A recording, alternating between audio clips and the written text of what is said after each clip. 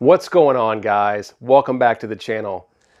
These are my beloved Gamepod 1.5 gaming chairs, and this is basically the reason why I wanted to start a YouTube channel in the first place. And that reason is because there are no videos that exist on these chairs on YouTube. Get the out of here. I know that's hard to believe, but it is true. You can do a search. There is nothing. There's very little information about these chairs, which is why I wanted to do a video. So today I'm just going to go over some specs, some features, and I'm going to give my final thoughts on these chairs. So sit back, grab yourself a drink, and let's get to it. Okay, so I just wanted to give a brief story on how I acquired these chairs. It basically starts in 2012 when I saw an ad on Craigslist for two of these chairs, and they were black. The price was around, I think around $250 from what I remember, $250 or $300, which seemed like a lot of money. But I remembered that these chairs were way more than that, and we'll get into the price later on.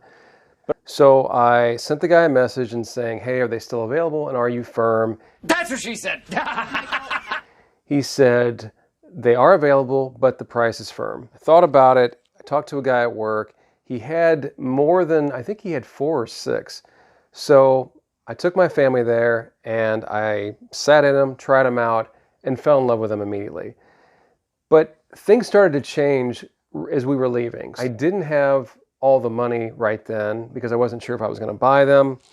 And I didn't have the space in the vehicle because I had my whole family in the car. I said, look, I'll get back with you within a day or two. I definitely want these, possibly as many as I can get. You know, I'll get back in touch with you in a day or so. Contact the guy and nothing. I would email him, nothing. I think he had his phone number there. So I was calling him, nothing. And this went on for weeks and weeks. And finally, he was just like, dude, seriously, you are creeping me out. Stop texting me. They're not for sale anymore. So let me get out. Basically got cold feet, I think, after posting them. He knew that, first of all, he had a lot invested, and second of all, he probably wasn't going to find anything like them once he did sell them. To have sat in them and tried them out and have the rug pulled out, I was really, really upset. I did the only thing I could, which is I started just to go on online sites, and I would put in search criteria like Craigslist and eBay, and I would basically set up notifications for keywords like Gamepod 1.5 and gaming chair, things like that. Fast forward a year, in 2013, I get a notification while I'm at work, and it was 2 of these chairs, and they weren't black, they were the tan, and it was just, I got really, really nervous. I was like shaking, and here's the crazy thing. They were $40. Get out of here. Yeah, it was a 45-minute drive, but I'm like, I have to have these chairs. So I immediately called. They were like, yeah, they're still available. Do not sell them. I will be there in 2 hours. They were like, sure, whatever. Well, thank God they held these chairs. They were in amazing condition. And as they say, the rest is history. Okay, so here's some close-ups of the chair. You've got the signature black mesh that covers each speaker in the headrests, and it's covered in this really nice micro suede. It feels like real suede.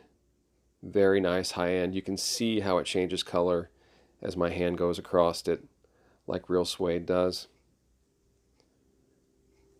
Extremely comfortable, very nice bolsters. You come down, no matter the color of the chair, black or tan, it'll have an embroidered Gamepod 1.5, so you know that that'll be the right one.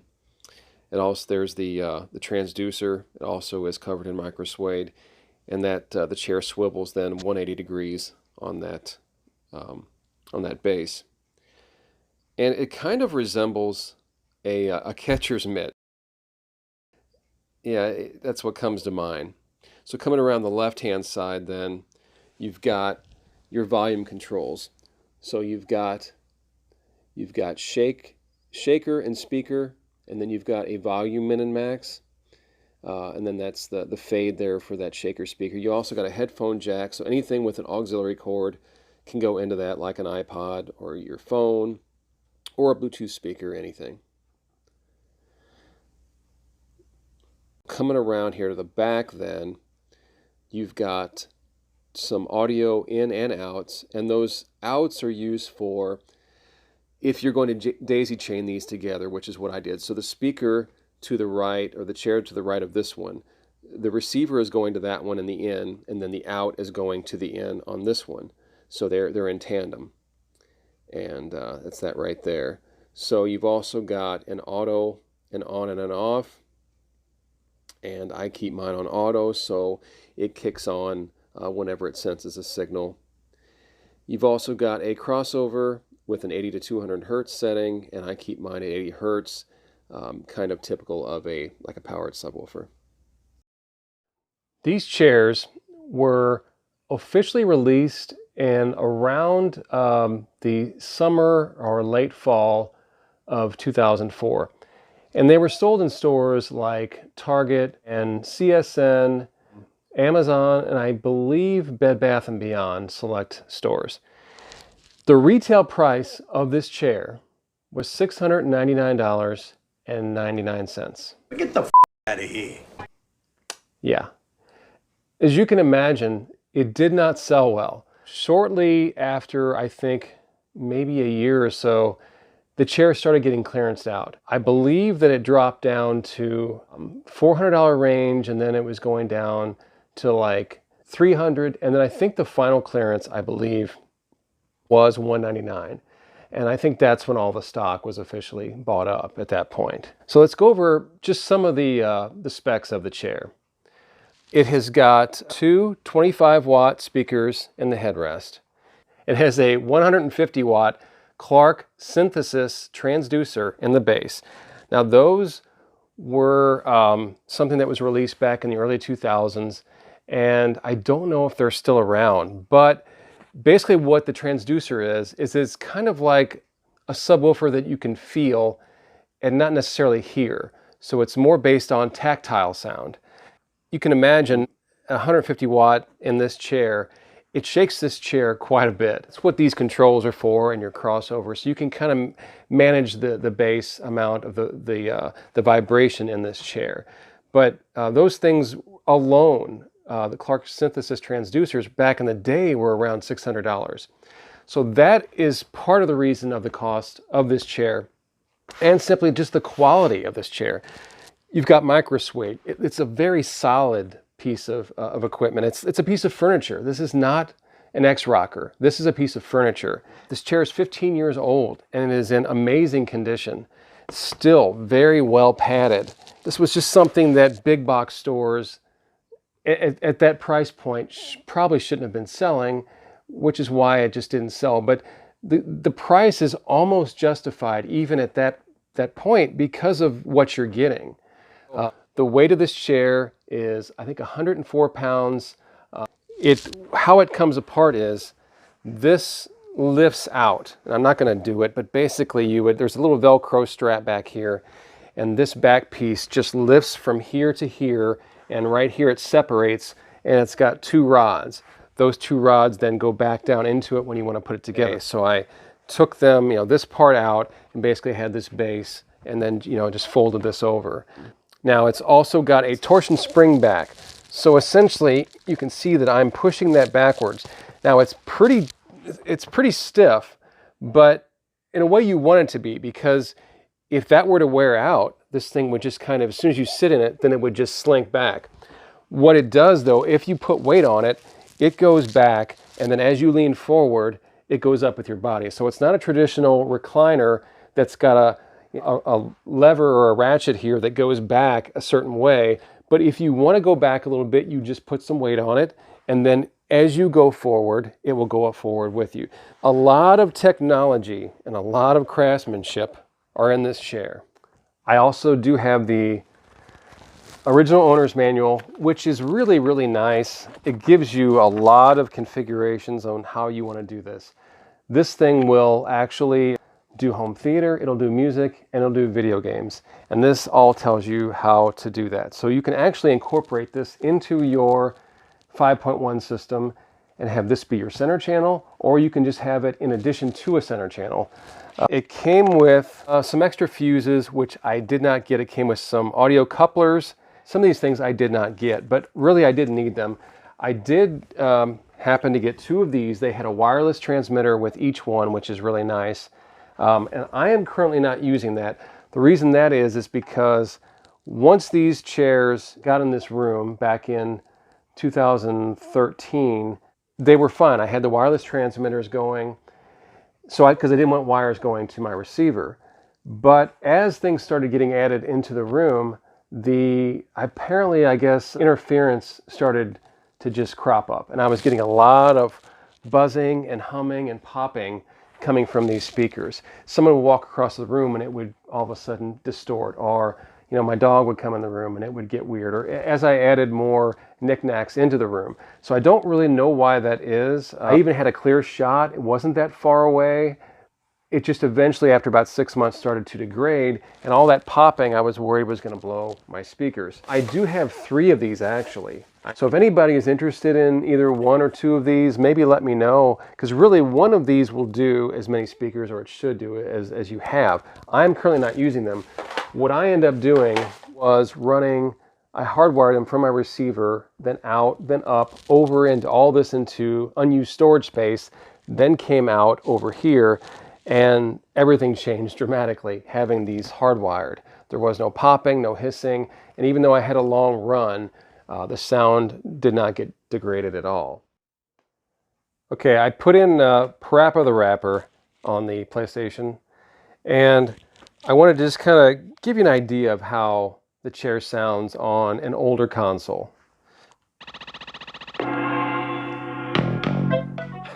Now, I turn this down, and basically you can hear my front speakers, which I have. They're not up very loud at all. As you turn this up and adjust then these 2, and just turning different combinations of these 2, I get either more and more bass or more volume, or both. Yeah, it feels like a massage chair right now. It's not so much a hear thing as it is a feel thing. And depending on the source that you're playing, it might be more or less, whether it's a movie or whether it's music. Just having those controls right at your fingertips is just really nice. As you can see, I fit in this chair very well. I'm average height weight. I would say if you were probably over 6 feet, it might be to where your knees might be a little higher up and your head might be, kind of out of this range of these. It feels really nice. It's kind of like a glove. It just fits you very nicely. This is kind of where I like to come and just chill and watch TV. Everything together sounds really, really good. It's just a great overall media chair. So I know you might be saying, well, why are you doing a review on a chair that was discontinued in 2005 or 6? So essentially this chair it's about 15 years old. The reason is because these chairs are still out there. Now, I don't have the numbers on how many were sold. It's really impossible to know how many were made. I would imagine that all of the stock obviously, was put out on the market because it just kept getting discontinued until it sold. You should be able to find these chairs just like I did. It's going to take some patience. It's going to take a little bit of clicking around on different sites. What you need to do is check your Goodwills, check Letgo, check OfferUp, check Craigslist, eBay. There's currently one of these on eBay right now for $105. It is tan. It does have some stains, I believe it said, but for $105, I think it was also local pickup because of the size and the weight. Shipping this thing would cost you a lot of money if you freighted this to someone. But These chairs are out there, and the reason for this review is just to show you that this chair has survived for 15 years, since 2004, and it's being used in this house almost daily, and yet it is still a great chair. So hopefully you've learned something about this chair and whether or not it's a good fit in your game room. I hope you enjoyed this. It's definitely something I've wanted to do for a very long time just because of the lack of information on this. So if you like the video, comment, like, and consider subscribing. And hit that notification bell so you know when I upload new content. I am getting really close to 100 subscribers. Once I hit that, I'm thinking about doing a video to acknowledge that, and I was going to introduce a very, very special friend of mine. You're probably going to want to check that one out. So thanks for watching, guys. Catch you on the next one.